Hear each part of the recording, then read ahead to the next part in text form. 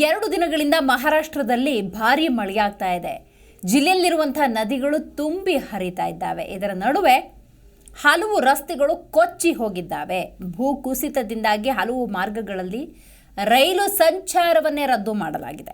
ನಾಗರಿಕರು ಎಚ್ಚರಿಕೆ ವಹಿಸುವಂತೆ ಆಡಳಿತ ಮಂಡಳಿ ಮನವಿ ಮಾಡಿಕೊಂಡಿದೆ.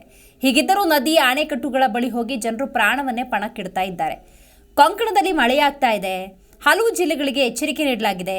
ಮಹಾರಾಷ್ಟ್ರದ ಅಂಜನೇರಿ ಜಲಪಾತದಲ್ಲಿ ಸಿಕ್ಕಿಬಿದ್ದಿದ್ದ ಪ್ರವಾಸಿಗರನ್ನ ಸುಮಾರು 6 ಗಂಟೆಗಳ ಕಾರ್ಯಾಚರಣೆಯ ಬಳಿಕ ರಕ್ಷಣೆ ಮಾಡಲಾಗಿದೆ ಅಂತ ಅಧಿಕಾರಿಗಳು ತಿಳಿಸಿದ್ದಾರೆ. ಮಾನವ ಸರಪಳಿ ರಚಿಸುವ ಮೂಲಕ ಸುರಕ್ಷಿತವಾಗಿ ಅವರನ್ನು ರಕ್ಷಣೆ ಮಾಡಲಾಗಿದೆ. ನೋಡಿ, ವಿಪರೀತ ಮಳೆಯಾಗ್ತಿದ್ದ ಸಂದರ್ಭದಲ್ಲಿ ಸಣ್ಣ ತೊರೆಯಂತೆ ಹರಿಯುವ ಜಲಪಾತವೂ ಕೂಡ ದೊಡ್ಡ ಪ್ರಮಾಣದಲ್ಲಿ ನೀರನ್ನು ಸುರಿಸಬಹುದು. ಹಾಗಾಗಿ ಅಲ್ಲೇನೋ ಸಣ್ಣದಾಗಿ ನೀರು ಹರಿತಾ ಇದೆ ಅಂತ ಹೇಳಿ ನೀವು ಬಂಡೆ ಮೇಲೋ ಜಲಪಾತದ ಮೇಲೋ ನಿಂತ್ಕೊಂಡ್ಬಿಟ್ರೆ ತತ್ಕ್ಷಣವೇ ಬೇಕಾದಷ್ಟು ನೀರು ನಿಮ್ಮ ಮೇಲೆ ಸುರಿಯಬಹುದು. ಆ ನೀರಲ್ಲಿ ಕೊಚ್ಚಿ ಹೋಗಬಹುದು. ಹಾಗಾಗಿ ಪ್ರಯಾಣಿಕರು, ಪ್ರವಾಸಿಗರು ಈ ರೀತಿ ಜಲಪಾತದ ಸವಿಯನ್ನು ಸವಿಯೋಕ್ಕೆ ಹೋದವರು ದಯವಿಟ್ಟು ಕೊಂಚ ಎಚ್ಚರಿಕೆಯಿಂದಿರಬೇಕು.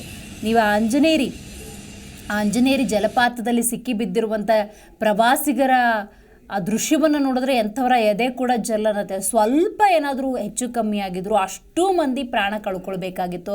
ಆದರೆ ಅಲ್ಲಿದ್ದಂತಹ ಅರಣ್ಯಾಧಿಕಾರಿಗಳು 6 ಗಂಟೆಗಳ ಕಾರ್ಯಾಚರಣೆಯನ್ನು ನಡೆಸಿ ಅವರನ್ನು ರಕ್ಷಣೆ ಮಾಡಿದ್ದಾರೆ. ಸೊ ದೃಶ್ಯದಲ್ಲಿ ನೀವು ಗಮನಿಸ್ತಾ ಇದ್ದೀರಿ ಮಗದೊಂದು ಕಡೆ ಯಾವ ರೀತಿ ಮಹಾರಾಷ್ಟ್ರ ಭಾಗದಲ್ಲಿ ರಸ್ತೆಗಳೆಲ್ಲ ನದಿಯ ರೀತಿ ಗೋಚರವಾಗಿದೆ ಅಂಥೇಳಿ. ಕಳೆದ 2 ದಿನಗಳಿಂದ ನಿರಂತರವಾಗಿ ಸುರಿತಾ ಇರುವಂತಹ ಮಳೆಯ ಪರಿಣಾಮ ಇದು. ಸೊ ಬಹಳಷ್ಟು ಮಳೆಯಾಗ್ತಿರೋದ್ರಿಂದಾಗಿ ನದಿಗಳು ಕೂಡ ಉಕ್ಕಿ ಹರಿತಾ ಇದ್ದಾವೆ. ಜಿ ಕನ್ನಡ ನ್ಯೂಸ್ ಈಗ ನಿಮ್ಮ ಮನೆಯಲ್ಲೇ ನೋಡಿ. ಎಲ್ಲ ಕೇಬಲ್ಗಳಲ್ಲಿ ಈಗ ಲಭ್ಯ.